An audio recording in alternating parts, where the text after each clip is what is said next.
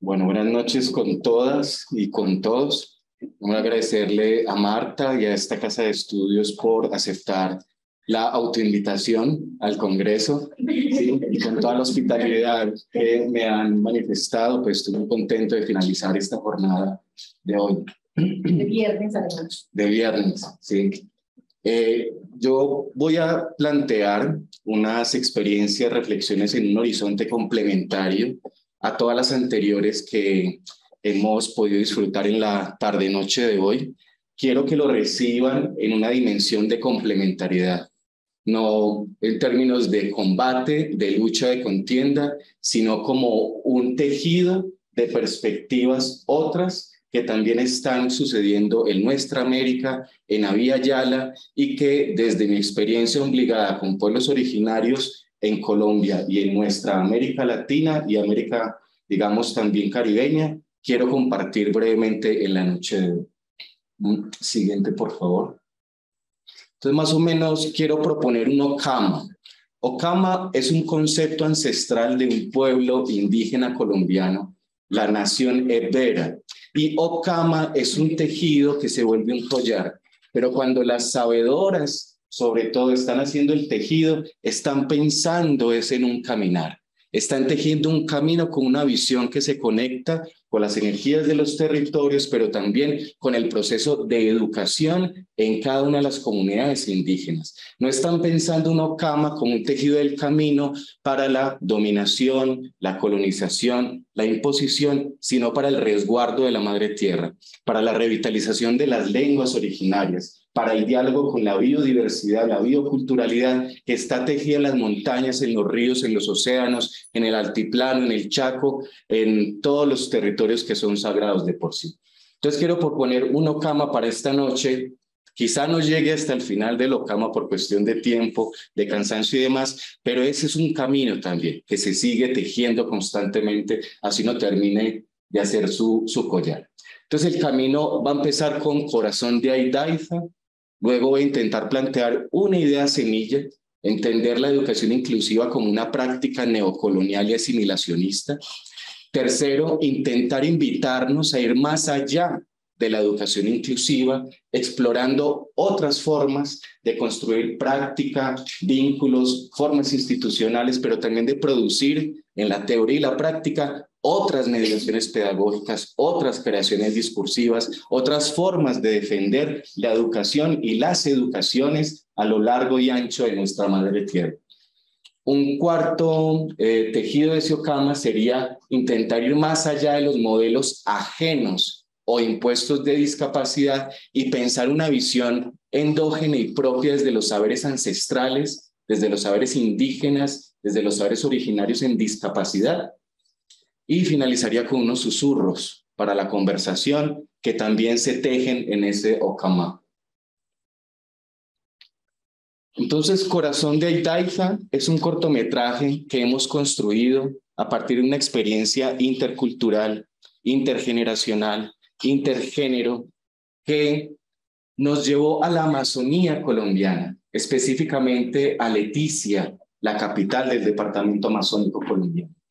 Allí nosotros y nosotros tuvimos una experiencia de aprendiencia que no pasó por diagnósticos, no pasó por caracterizaciones, no pasó por PIAR, no pasó por DUA, pero fue una experiencia de aprendiencia, una experiencia gozosa, cuidadosa y transformativa hacia una dimensión que casi nunca se entiende en la educación inclusiva, que es pensar que estamos viviendo un periodo de crisis multidimensional en este momento histórico en el planeta Tierra. Estamos viviendo una crisis civilizatoria, la plantean algunos, una crisis multidimensional. Otros suscribimos la perspectiva de estamos ante un colapso planetario que nos tiene al borde de un precipicio, no solo como especie humana, sino como sistema de vida. Pero la Tierra, ¿cierto? Como ser inteligente, autoorganizado, sapiente, que también ha tenido a lo largo de su existencia muchas formas de fluctuar y de autoequilibrarse, va a continuar. Pero hemos generado en esto que algunos investigadores llaman antropoceno, es decir, una era geológica creada por la especie humana y por un proyecto de civilización específico, un proyecto capitalista, depredador, consumista, de extinción de los seres, de los recursos. Sí, ese proyecto civilizatorio es reproducido por la educación inclusiva. Perdónenme que se los diga así tan directo. Sí, la escolarización y la forma escolar en la universidad reproducen todavía ese sistema. Sí, entonces no nos ha permitido emancipar, liberar, ¿cierto? De una manera como comunidad terrestre de vida, no. Ha reproducido esta configuración que algunos llaman antropoceno o era antropozoica, otros más críticos desde perspectivas sociológicas, antropológicas y demás, y pedagogía también, hablan de un capitaloceno, una era, sí, centrada en el capital y en lo que eso ha producido, ¿cierto? Muerte, destrucción, contaminación, y aquí pongo un énfasis, por favor. Discapacitaciones permanentes a lo largo y ancho de la tierra, procesos de deficitación.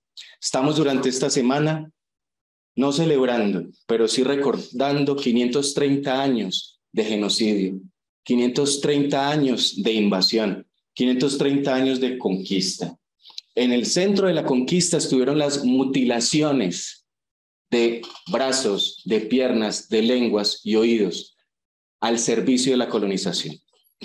Y esos cuerpos mutilados, deficitados, estuvieron al servicio también del capitalismo y todavía lo están.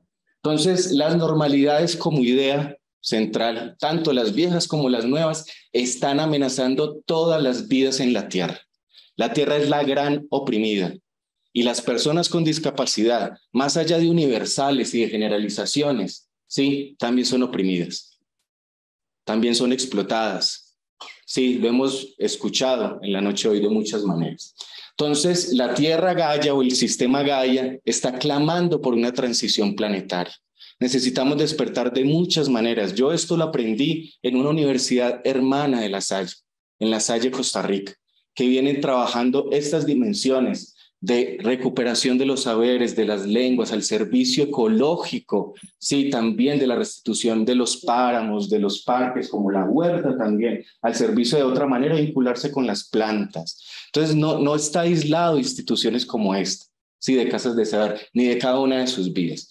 Entonces, como idea central, voy a compartir un cortometraje que es una creación y una traducción al mismo tiempo, sí, desde unas epistemologías del sur, no desde las epistemologías del norte, que fueron las que, perdonen que lo repita, sí, nos impusieron hablar de Piar, hablar de Dúa, que se diseñó en los entornos canadienses, estadounidenses y australianos, en entornos arquitectónicos y de diseño, no en la pedagogía, no en las prácticas ancestrales, no en las prácticas populares, no en las prácticas comunitarias, ¿sí?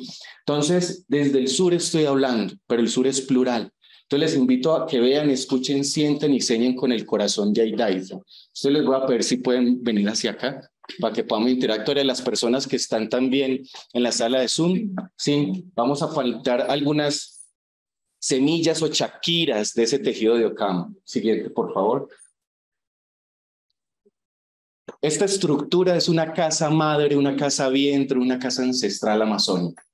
Sí, en nuestro país, para los que son de Colombia, se le mal conoce como maloca, pero eso es una palabra impuesta colonial. Entonces, tengan presente, Anánico es la casa de aprendencia, es la universidad, es el lugar donde uno se hace humano, donde aprende cómo va la chakra, cómo se educa, cómo se relacionan los genes, las energías, etcétera. Es la escuela, si ustedes quieren, pero más allá de la escuela. Entonces, es un espacio pedagógico ancestral, la Anánico.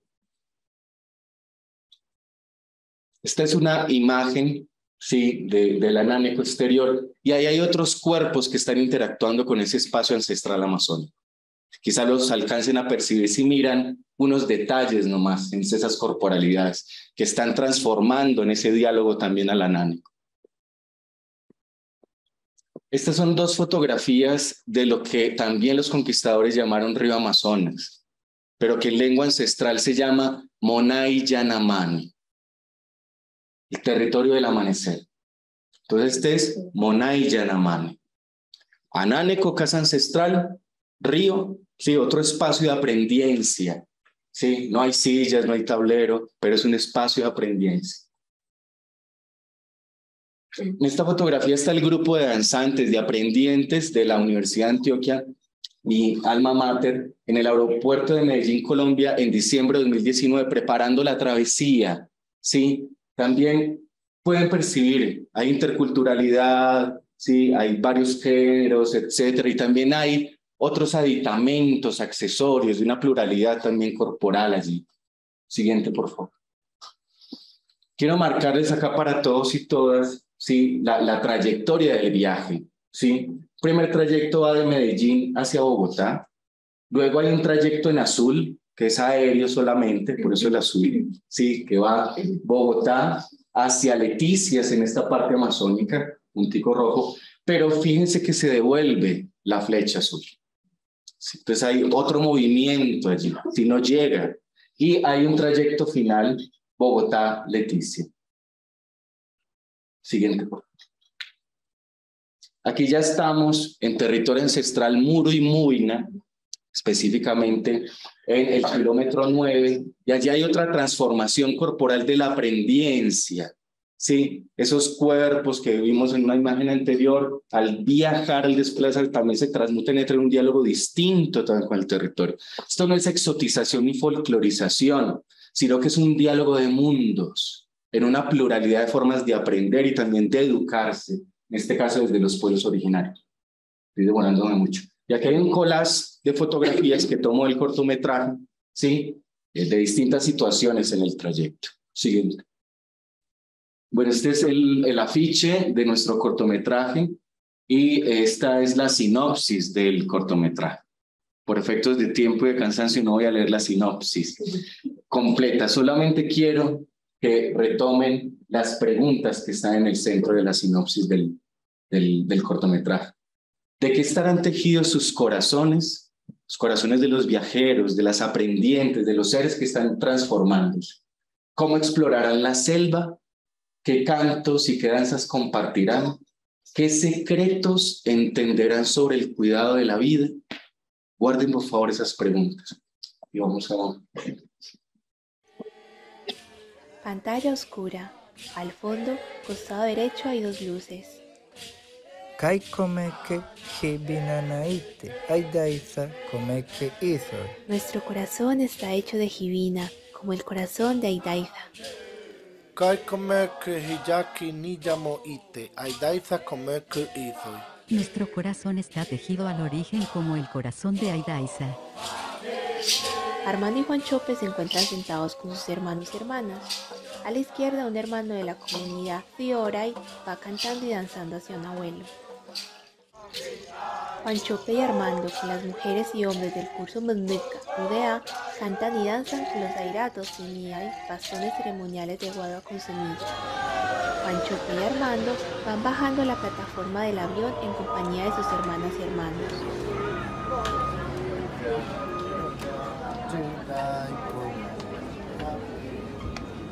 En primer plano, Armando mueve su zapato y bastón. Juan Chope toca el techo y una cámara de seguridad en la entrada del avión.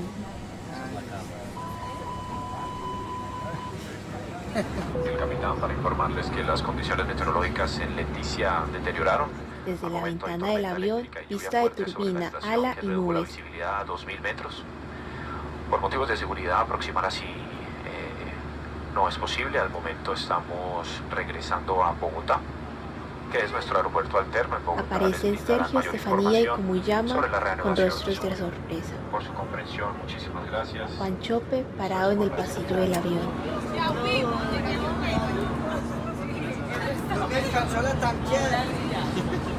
Se intercalan imágenes del aterrizaje en Leticia con la mano pintada de Juan Chope tocando el río. Los viajeros bajan del avión en Leticia. Juan Chope es guiado por Noemi Gitoma. En un bus van cantando y moviéndose al ritmo de la melodía. Es inmenso, es inmenso. Andrés a Juan Chope en viaje en lancha. Daniela le muestra a Juan Chope un fruto que cuelga de un árbol. Ay, sí, ve. Juan Chope trepa un árbol. Daniela le da un copoazú a Juan Chope. Él lo prueba y lo huele.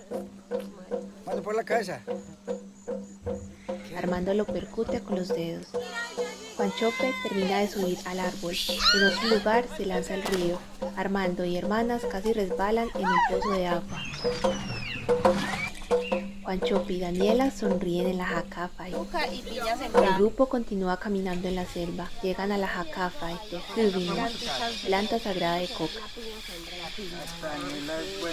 Ay, qué bonito. Mira cómo crece bastante. Sí. Juanchope toca sus hojas y tallos. Es verdecita. Y esa de acá. Eso, toca mirar cuál se puede arrancar. Buenos para los dientes. Vea más. Entonces ya cuando la cogen para hacer el mambo.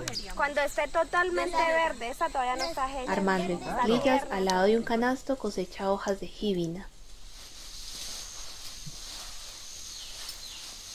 Armando con sus hermanos pasan sus manos pintadas con colorante vegetal negro por las hojas de Hübina, moviéndolas por un tostón grande que está sobre un fogón de leña. Trituran con sus manos las hojas. Armando, Wilson y Juanchope pilan la hoja para hacer hibia, mambe o polvo verde de coca. Dándole el sabor a más.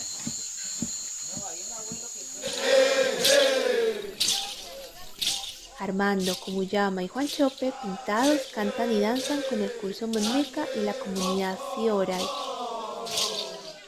Juanchope y Armando, con las mujeres y hombres del curso Monmeca, practican con los Zairatos en Niay.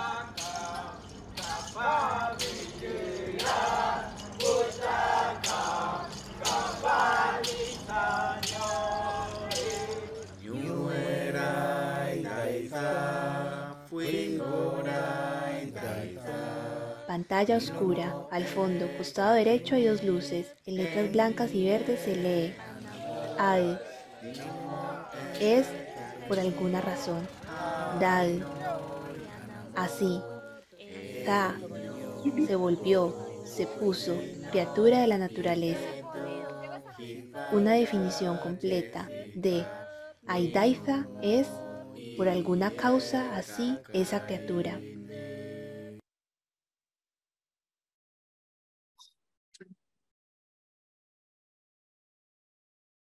Otra. Corazón de Aidaiza. Siguiente. Vamos a dejar ahí lo que sintieron, las preguntas, las incomprensiones, todo ese movimiento a partir de interactuar con este recurso que de entrada plantea la accesibilidad integrada, sí, también a una experiencia de comunicación, traducción y creación. Sí, lengua de señas colombiana dialogando con lenguas originarias, pero también la audiodescripción como un recurso que complementa a las personas que tienen barreras visuales por el visocentrismo que caracteriza los videos, ¿sí? Pero al mismo tiempo que le ayuda a las demás personas a complementar los sentidos, conceptos de lo que está ocurriendo en esa experiencia de aprendencia. Dejo ahí el primer hilo de Lockham, ¿sí? El segundo gran hilado va a ser educación inclusiva como práctica neocolonial asimilacionista. Lo voy a hacer muy rápido para poder avanzar, ¿sí? en lo que más me interesa, digamos, profundizar quizá ahora.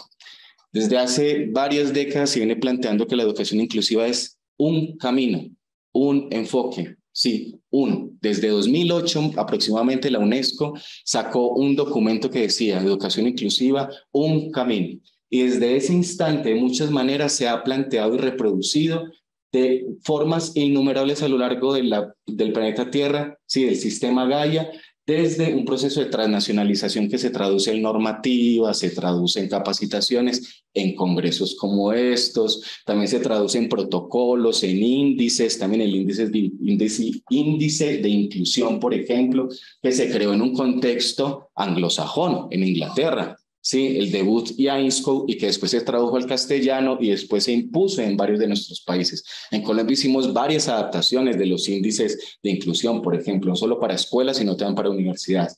También en procesos de formación en instituciones, en docentes, en comunidades, casi que se vuelve un deseo y un anhelo, ¿sí? Se vuelve un deseo, ¿sí? Un proceso de subjetivación. Entonces yo invitaría a percibir ese único camino planteado como un imperativo que es moderno, occidental y colonial. ¿sí? Y aquí pues hay una perspectiva crítica latinoamericana que señala que ese imperativo tiene que ver con el saber, con el poder, con la naturaleza y con los cuerpos también, ¿sí? Porque reproduce ciertos sistemas de dominación como planteaba al inicio del Ocama.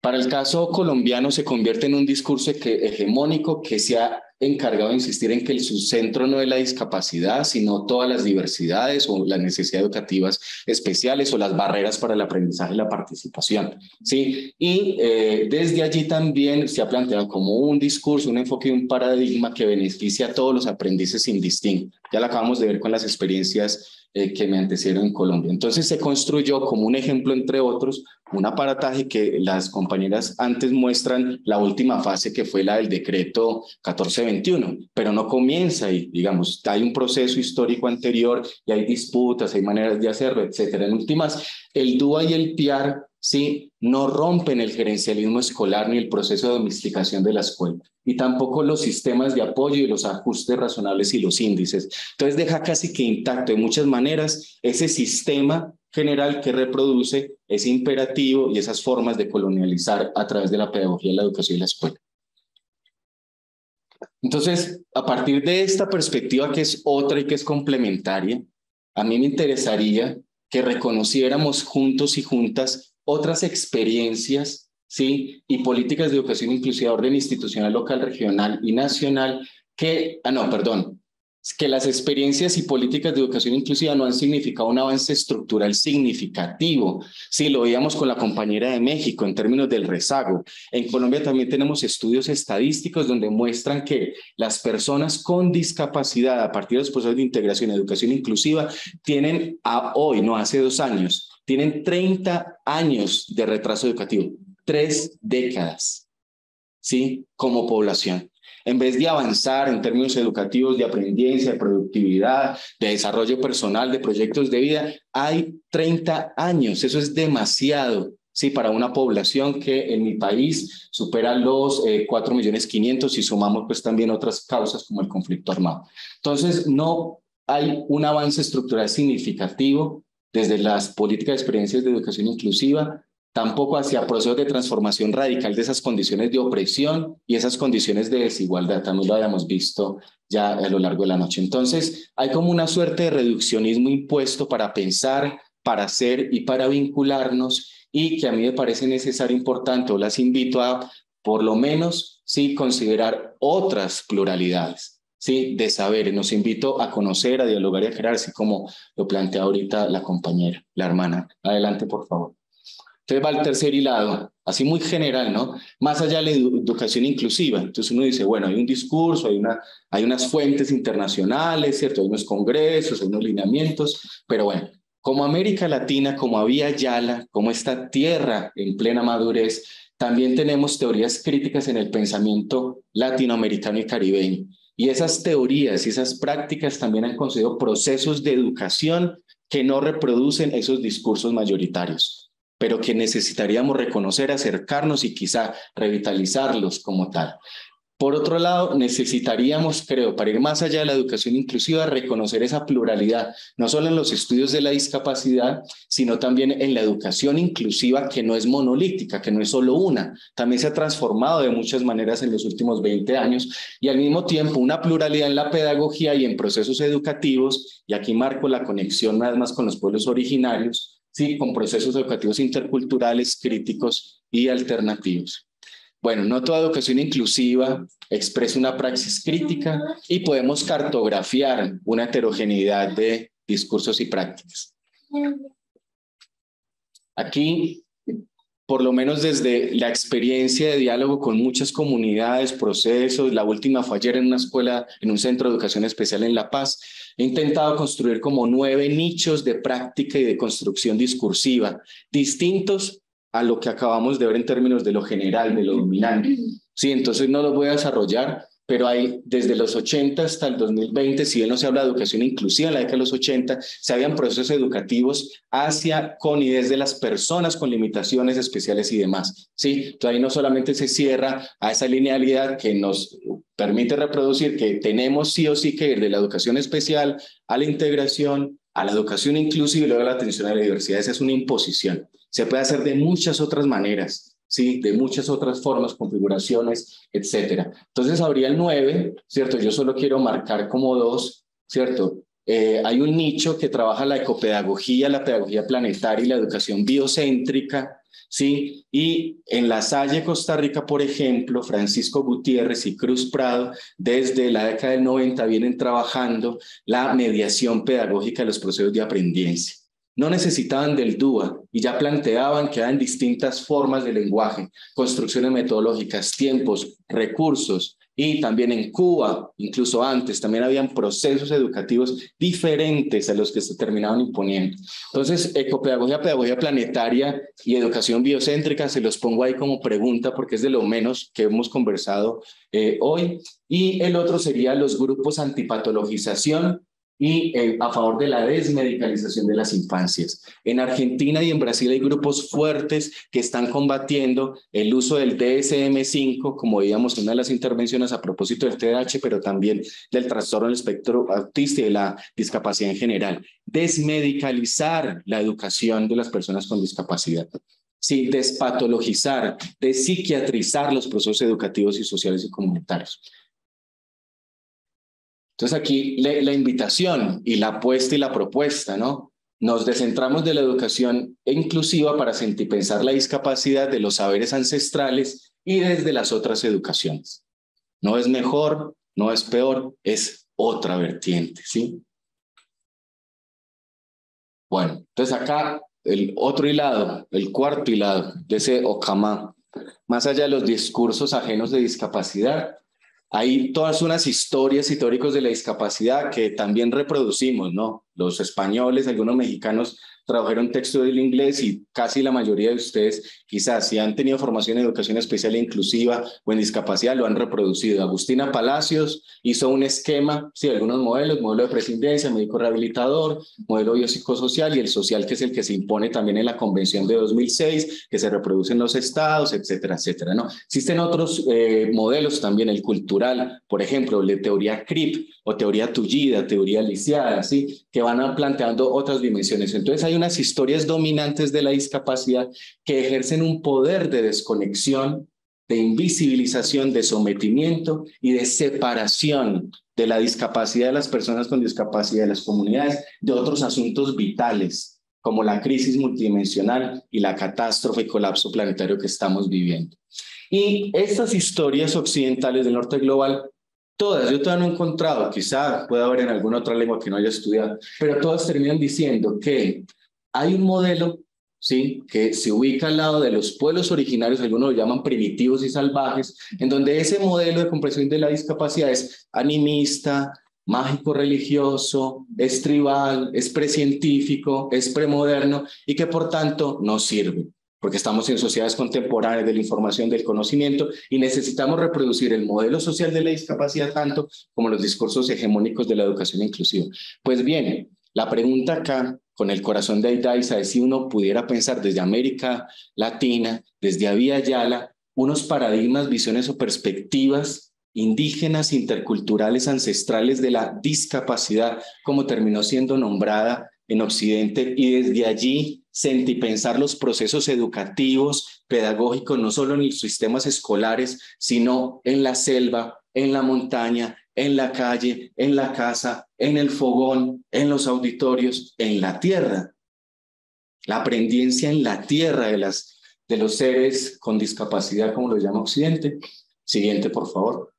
Entonces, desde acá, unos datos, sí, se estima que el 15% de la población mundial tiene alguna discapacidad, datos de la OMS, ¿cierto? Y el Banco Mundial, eso se actualizó el año pasado, subió a 17-18%.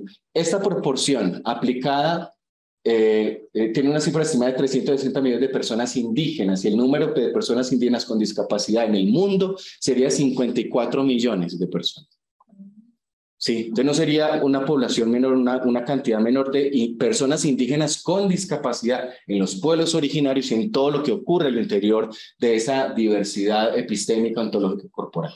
Dicen también estos informes internacionales que las personas indígenas con discapacidad son mucho más propensas a experimentar discapacidad en comparación a la población general, ¿no? Debido a algunas causas, dicen ellos: alto nivel de pobreza, mayor exposición a degradación del medio ambiente, alto impacto de grandes proyectos de desarrollo. Esto es extractivismo y este es el paradigma de muerte, ¿sí?, del proyecto civilizatorio. Represas, actividades mineras, agrotóxicos, ¿sí?, agroquímicos por doquier, y mayor riesgo a ser víctimas de violencia. En mi país yo trabajo desde hace varios años con víctimas del conflicto armado, sobrevivientes y con excombatientes del conflicto armado. Y allí hemos trabajado con afrodescendientes y con indígenas que han sufrido como impacto de la guerra un proceso de discapacitación, sí, no solamente social, sino también en su cuerpo. Bueno, hay distintas formas de discriminación y obstáculos para el pleno disfrute de sus derechos. Siguiente, por favor. Yo quiero aquí en este lado remarcar un asunto. La discapacidad en los pueblos indígenas es una marca colonial. Hay que pensarlo desde allí. Una marca colonial, una marca de imposición de unas categorías de pensamiento, de relación y de prácticas y alternativas que tiene unos orígenes en esos sistemas de opresión. Y en el colonialismo, cuando uno va a acercarse a los pueblos originarios, a sentir y pensar la discapacidad, no puede hacer un lado el colonialismo.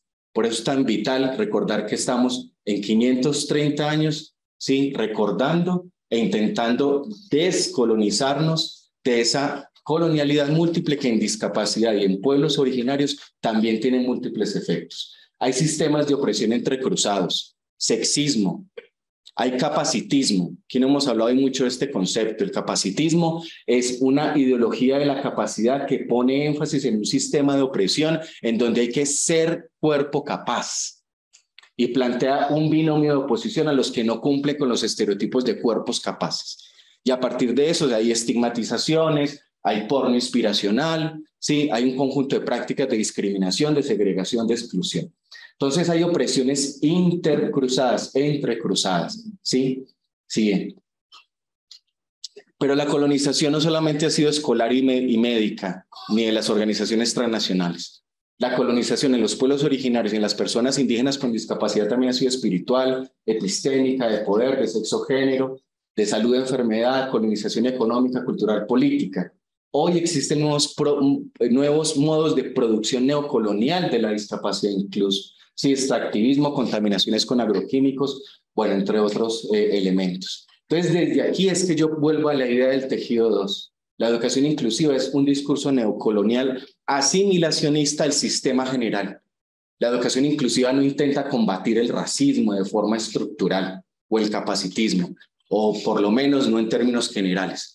Tal vez haya algunas experiencias, por eso planteaba en esa cartografía de 9 las experiencias microfísicas, ¿sí?, una escuela rural, ¿sí?, una universidad, pero no son muy conocidas, no son muy visibilizadas.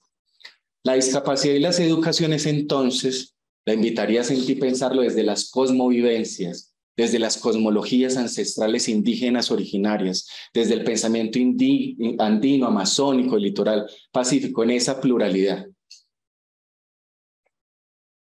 Entonces este canasto y este tejido tenía unos relatos antiguos para acercarse a la discapacidad desde los saberes ancestrales. Tezcatlipoca, Nanahuatzin, Xolotl, Tazolteotl del mundo náhuatl, ¿sí? Historias que no conocemos de los pueblos originarios que nos hablan de la experiencia vital de la discapacidad diferente a lo que nos ha dicho Occidente y el norte global. Lo voy a dejar nomás ahí para una próxima, siguiente. Pero además hay otros relatos antiguos en el Amazonas, el Yotuaigogodino, ¿sí?, que es un relato del origen de todas las lenguas en la tierra para los amazónicos, y allí nace una lengua especial, la lengua del tartamudeo, que no será la disfemia de los médicos occidentales, sino que será la lengua de la musicalidad, la lengua de la repetición, la lengua del que sale de viaje a descubrir lo desconocido. Y así en la investigación doctoral, ¿cierto?, identifiqué un conjunto de personajes, ¿sí?, y de seres que no son cuentos y leyendas, o sea, son experiencias vivas de aprendencia en la selva, ¿sí? Y entre estos seres, personajes, energías, nos permiten entender una relación compleja ecosistémica con la creación, conservación y conocimiento y germinación del mundo. La experiencia de la discapacidad implica una ecología de la transformación, no de la falta, no del déficit, no del que no puede, ¿sí? Sino de la transformación constante de las energías. Y allí se conecta con Aidaiza. Pero además hay un conjunto de conceptos ancestrales originarios de distintos pueblos. Tenquitiacocolisme náhuatl, por ejemplo. El Mayayay o el Panyay en Ayukyay, que sería el Mije de México. El Aidaiza, que aparecía en el cortometraje, ¿no? En este pueblo amazónico del mundo Muruy-Muina. O el Baguagua y el Jaihuagua, en el pueblo de Vera, del cual traigo la metáfora del Ocama a esta presentación. Está el Salhuehuesh o el Ushagüehues, el Nazayuhue, que es otro pueblo indígena colombiano. Está el Parambá en Tapieté o el Icavia Oa en Guaraní en Salta, Argentina. Y así, una pluralidad de otros conceptos que marcan distinciones con esa palabra cómoda, ¿no? Discapacidad. Y esas clasificaciones psiquiátricas, médicas, que estancan en la pluralidad de la experiencia vital de la discapacidad en la Tierra. Esto no lo voy a alcanzar a presentar, me excuso. Iba a ampliar un poquito de la experiencia de Aidaiza en la comunidad amazónica y algunos elementos de las prácticas, de las dietas, de los rituales, de los procesos educativos, de los choques con el sistema escolar y de salud, pero será para otra ocasión. Y sí hay un abanico múltiple de formas de entenderse y de vincularse la discapacidad, entre comillas, en los pueblos originarios. Desde el aislamiento, pasando por prácticas de abandono, por todavía existen prácticas de discapacidio de origen intracultural que podemos debatir también en clave de una ética planetaria intercultural. Hay asimilaciones al sistema ajeno. Y acá es donde yo quiero que vuelvan y conecten el hilado 2, el hilado 2 del Ocama. ¿Sí? Hay múltiples procesos de asimilación al sistema dominante en los pueblos originarios, a través de la educación inclusiva, de los aparatos de salud, de los diagnósticos, etcétera, etcétera. También hay todavía deficitaciones neocoloniales extractivistas y prácticas y saberes propios, donde está la participación desde la identidad indígena. Entonces, corazón de Aidaiza. ¿Qué era lo que significaba Aidaiza? Es así, se volvió o se puso. ¿Sí? Entonces, ¿qué traduce en castellano? ¿Sí? Por alguna razón, cualquiera que sea, en esta perspectiva es una relación ecosistémica, ecológica, ¿sí? De interacciones desde las energías más sutiles espirituales hasta afectaciones, ¿no? En términos bióticos. Por alguna razón, motivo o circunstancia, esa que es una criatura de la naturaleza se volvió así.